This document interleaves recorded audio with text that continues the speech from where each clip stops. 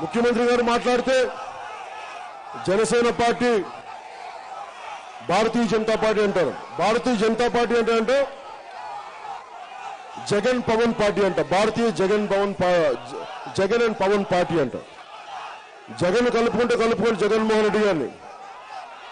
భారతీయ జనతా పార్టీని కడిగేసింది ఏకేసింది మేము, దుమ్మెత్తిపోసింది మేము. ఇదే మన కాకినాడలో వచ్చి పాచిపోయిన లడ్డూలు ఇచ్చారంటే ముఖ్యమంత్రి గారు దాన్ని మైక్రోవేవ్ లో పెట్టుకొని ఆ పాచిపోయిన లడ్డూలో వేడి చేసుకొని తినమని ఏం మాట్లాడతాం మరి కూర్చోబెట్టి? దీనికి ఎక్కడ రాజకీయ జవాబుదారీతనం ఉంది? పొలిటికల్ అకౌంటబిలిటీ ఎక్కడ ఉంది? పొలిటికల్ అకౌంటబిలిటీ అనేది రాష్ట్ర ప్రభుత్వానికి ఎలాగో లేదు, అసలు కేంద్ర ప్రభుత్వానికి అసలే లేదు. భారతీయ జనతా పార్టీకి ఆ రోజున నరేంద్ర మోడీ గారు ముఖ్యమంత్రి గారు, ప్రధానమంత్రి గారు ఢిల్లీలో నేను పార్లమెంట్ హాల్లో ఉన్నప్పుడు ఆయన మెట్లని ముద్దు పెట్టుకుంటే నాకు ఆనందం కలిగింది. మొట్టమొదటిసారి ఒక వ్యక్తి, ఒక నాయకుడు ప్రజాస్వామ్య వ్యవస్థను గౌరవించే వ్యక్తి, శాసనసభలో కానీ పార్లమెంట్లో కానీ చెప్పిన మాటని తూచా తప్పకుండా పాటించే వ్యక్తి, సెంట్రల్ హాల్ ని గౌరవాన్ని ఇనుమరింపజేసే వ్యక్తి అనుకున్నాను. ఆ రోజున ఒక్క మాట మాట్లాడి స్పెషల్ కేటగిరీ స్టేటస్ గురించి నేను తిట్టాను, నేను దుమ్మెత్తిపోశాను. ఒకవైపు భారతీయ జనతా పార్టీని నేను దుమ్మెత్తిపోసాను. కలిసి కాకినాడలో ఎలా తిట్టాను? తిడితే తెలుగుదేశం నాయకులు వారికి షాంపూలతో తలస్నానం చేసి శీకాకాయలతో తలరుద్ది మంగళ స్నానాలు చేయించి వాళ్ళకి సన్మానాలు చేయించారు. ఈరోజు ముఖ్యమంత్రి గారు దొంగ దీక్షలు చేస్తా ఉన్నారు. ఆ రోజు నేను మాట్లాడినప్పుడు ఆ రోజు అనుభవం ఏమైంది? ఆ రోజు నాకు అనుభవం లేదా?